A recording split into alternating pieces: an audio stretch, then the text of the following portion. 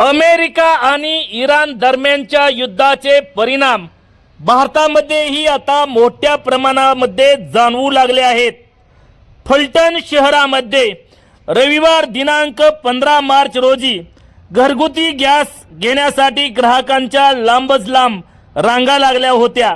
सध्या गॅस ग्राहकांना बुकिंग करून त्वरित गॅस मिळत नसल्यामुळे ग्राहकांमधून तीव्र संताप व्यक्त करण्यात येत आहे। प्रशासनाकडून सर्वांना गॅस मिळणार असल्याचे सांगण्यात येत असतानाही लोकांना मात्र गॅस मिळत नसल्यामुळे अनेक गॅस ग्राहकांमधून तीव्र नाराजी व्यक्त करण्यात येत आहे।